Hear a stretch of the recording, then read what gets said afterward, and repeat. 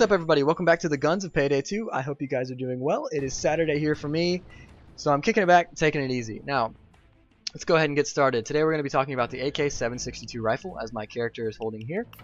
This is not to be confused with the AK rifle, nor the AK-5 rifle, both of which are in this game. This is yet a third unique AK-based rifle, the AK.762. So let's go ahead and preview it, take a look at it. This is the model in its most basic form, with no modifications attached. Now, I got some feedback from my previous videos, and I do apologize for not talking about the modifications in those videos.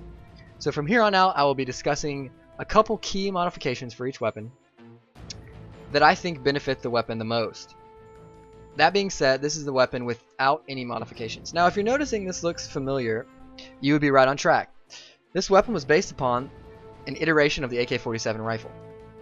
So a guy named Mikhail Kalashnikov, who was Russian, as you could probably surmise by that name, developed the AK-47, and then one day he woke up and said, you know, this needs to be a little better, and so he developed the AKM rifle, and yet again he iterated upon that and developed the AK-74. So he's a pretty talented guy, as this is one of the most iconic weapons, one of the most widely used rifles in the world, used by so many countries in both the Middle East and Africa. The first thing to note here, and on any weapon really, is how much ammo the weapon has in relation to its type. So for example, if I have a shotgun with 6 shells per clip, that's totally fine. But if I have an automatic weapon with only 6 bullets per clip, I'm probably not going to want to use that weapon. With the AK-762, we have a 30 round clip and 3 extra clips on the side for a total of 120 bullets, or 4 clips. Now, this isn't a great amount of ammo for an automatic weapon, and during my time playing with the AK-762 I ran out quite a bit. So you're probably going to want to carry an ammo pack with you onto any missions that require moderate to extensive gun use. Anything other than stealth, really. This means that if you usually carry a medic bag or an ECM jammer with you into missions, you may want to consider using an alternative weapon. Now, while the amount of ammo isn't great for this weapon, the high damage it offers more than compensates. Most enemies in the game will be staggered with just 1 or 2 shots and will go down with a few headshots.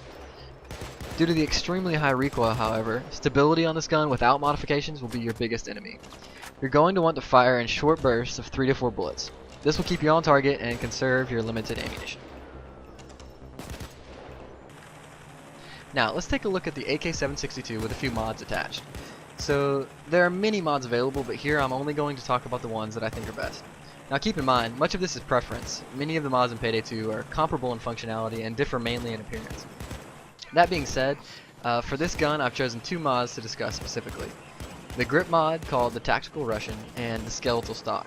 Let's start with the Tactical Russian. As I said earlier, the biggest downfall of this gun is its recoil. This causes many missed shots, further draining the already limited ammo pool. However, the Tactical Russian solves this problem. This grip mod greatly decreases recoil. This results in increased stability with the weapon, allowing it to be fired in longer bursts without sacrificing accuracy. Now, if you're on the fence about this weapon, try it with this mod and there's a good chance you'll be convinced. This mod makes the weapon much more usable and is a must-have for the AK-762. Next up is the stock mod. Now, in this video, like I said, I'm using the skeletal stock, but once again, it's largely preference.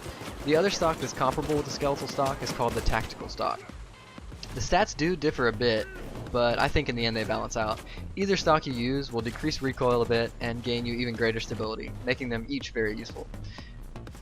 Finally, the honorable mention for the AK-762 goes to a barrel extension called the Tank.